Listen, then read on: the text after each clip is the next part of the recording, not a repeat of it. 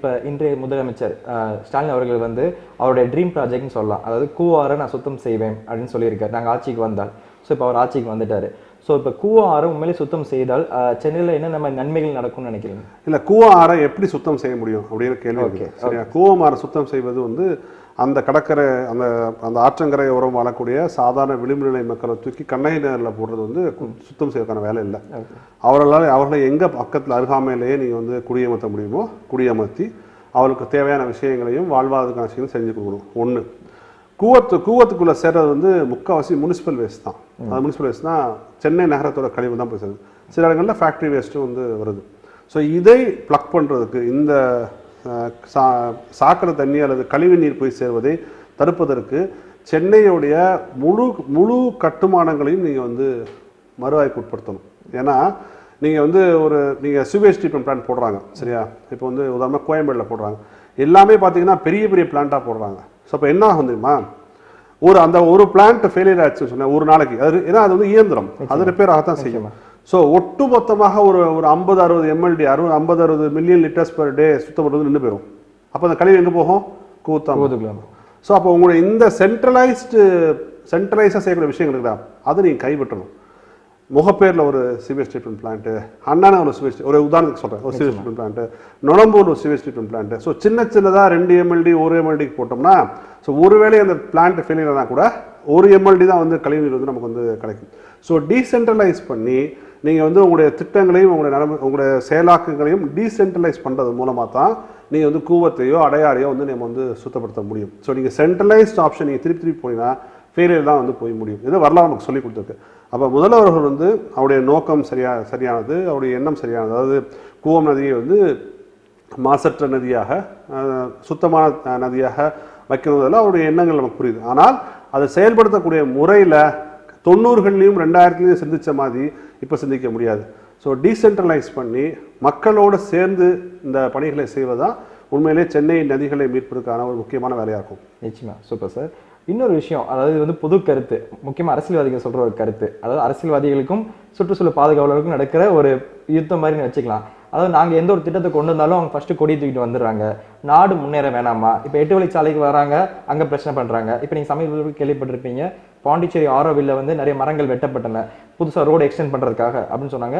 குறிப்பாக அங்கே நம்ம மக்களோட வெளிநாட்டு மக்கள் நிறைய பேர் சேர்ந்து போராட்டத்தில் இறங்கினாங்க. ஸோ எல்லா இடத்துலையும் இப்படி போராட்டம் பண்ணிங்கன்னா நாடு எப்படி வளர்ச்சி அடையும் அப்படின்னு கேட்குறாங்க.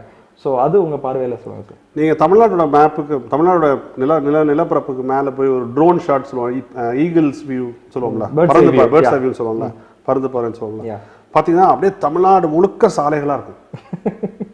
நீங்கள் பார்த்தீங்கன்னா இருக்கும், நீங்கள் எங்கே பார்த்தாலும் சாலைகள் இருக்கும் தமிழ்நாட்டில். சரியா, அதான் நீங்கள் நினச்சி கூட பார்க்க முடியாத அளவுக்கு சாலைகள் வந்து தமிழ்நாட்டில் வந்து இருக்குது. அதை இப்போ ஒழுங்காக மெயின்டைன் பண்ணுறோமா இல்லையா, அது ரெண்டாவது விஷயம். ஆனால் நீங்கள் தமிழ்நாட்டுடைய அந்த நாடி நரம்பெல்லாம் சொல்லுவோம்ல, அதுமாதிரி தமிழ்நாட்டோட நாடி நரம்பு வந்து சாலைகள் தான். சரியா, அப்படி சாலைகள் அமைச்சு நம்ம வந்து வளங்களுக்கான விஷயங்களை வந்து கம்ப்ளீட்டாக தட்டுப்பாடுக்கு வந்து கொண்டுட்டோம். ஸோ நம்ம யாருமே வளர்ச்சி வேண்டான்னு சொல்ல, அதை நான் ஃபஸ்ட்டு சொல்லிடுறேன்.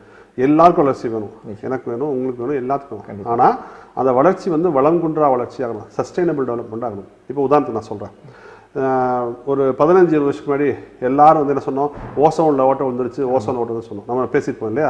அது காரணம் வந்து என்ன, ரெஃப்ரிஜரன்ஸ். இப்போ ஃப்ரிட்ஜ்லையும் ஏசிலையும் சிஎஃப்சி பயன்படுத்துகிறோம், குளோரோஃப்ளூரோ கார்பன்ஸ் பயன்படுத்துகிறோம், அது வந்து ஓசோனில் ஓட்டையை போடுது அப்படின்னு சொன்னோம். நம்ம அப்புறம் என்ன பண்ணோம், ஹெச்எஃப்சியை கொண்டு வந்தோம், ஹைட்ரோஃப்ளூரோ கார்பன்ஸ் பண்ணுவோம். இப்போ என்ன ஆச்சு, ஹைட்ரோஃப்ளூரோ கார்பன்ஸ் வந்து கிளைமேட் சேஞ்சுக்கு முக்கியமான கண்ணியாக க்ரீன் ஹவுஸ் கேஸாக வந்து இருக்குது. ஸோ அப்போ நம்ம எதை வந்து தீர்வுன்னு சொன்னோமோ அதுவே இன்றைக்கி வேற ஒரு சிக்கலுக்கான அடிப்படையாக வந்து அமைஞ்சது. ஸோ நாம் வந்து நம்மளுடைய தீர்வுகள்லாம் நேச்சர் பேஸ்டாக வந்துருந்தா பெட்டராகும். உங்களுடைய வீடு கட்டுமான முறைகளை மாற்றுங்க. ஒரு எக்ஸாம்பிள் சொல்கிறேன். ஸோ நேச்சுரல் வென்டிலேஷன் கொடுங்க, காற்று உள்ளே வந்து காற்று வந்து போட்டோம். ஸோ நேச்சுரல் கூலிங் இருக்கும் உங்களுக்கு. உங்களுடைய கட்டுமான பொருட்கள் இருக்கலாம், கன்ஸ்ட்ரக்ஷன் மெட்டீரியல்ஸ், அது வந்து என்வரான்மெண்ட் ஃப்ரெண்ட்லியாக வைங்க. இப்போ இந்த பழைய லாரி பேக்கர் மெத்தட்லாம் இருக்குது, அது வந்து எப்படின்னா உங்களுக்கு வெப்பத்தை வந்து உள்ளே விடாது, உள்ளே வந்து பெருசாக விடாது.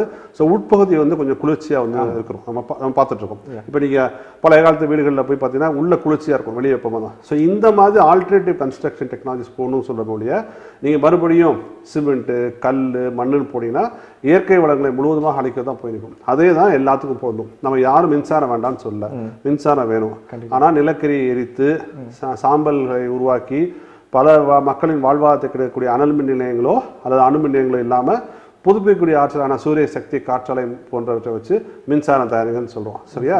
ஸோ நம்ம யாரும் வளர்ச்சி வேணாம்னு சொல்ல, அந்த வளர்ச்சியை எல்லாத்துக்கும் டிஸ்ட்ரிபியூட்டட் growth ஆகணும். ஒரு ஆள் கையில் போய் 1 லட்சம் கோடி தங்குறதுக்கு பதிலாக 1 கோடி மக்கள்கிட்ட போய் இந்த பணம் போய் சேரட்டும் அப்படின்னு நம்ம வந்து சொல்றோம். So it is be distributed wealth plus environmentally sustainable டெவலப்மெண்ட்டாக வந்திருக்கும் தான் நம்ம வந்து சொல்றோம். கண்டிப்பாக சார். நீங்கள் சொன்ன மாதிரி அப்போ பழைய வீடுகள்லாம் பார்த்தீங்கன்னா வீட்டுக்குள்ளே சின்ன தோட்டத்தை வைப்பாங்க, ரொம்ப எக்கோ ஃப்ரெண்ட்லியாக வச்சுருப்பாங்க, ட்ரைனேஜ் சிஸ்டம்லாம் அவ்வளோ பக்காவாக இருக்கும். ஸோ நம்ம எனக்கு தெரிஞ்சு நம்ம பழைய காலத்துக்கு தான் மாறணும். பழைய காலத்துக்கு மாறணும் கூட அப்படி சொல்லலாம். இப்போ நீங்கள் இப்போ அப்பார்ட்மெண்ட்டில் இருக்கீங்க, உங்களுக்கு வந்து 500 ஸ்கொயர் ஃபீட் வீட்டு இருக்கும். நான் என்ன பண்ணுறது, மொட்டை மாடி தோட்டம் போடுங்க, மாடி தோட்டம் போடுங்க, பால்கனி வச்சுருப்பீங்க, பண்ணலாம். எவ்வளோ சரி நீங்கள் இருக்கிற இடத்துக்குலாம் என்ன செய்ய முடியும், நிச்சயமாக வந்து நம்ம செய்ய முடியும்.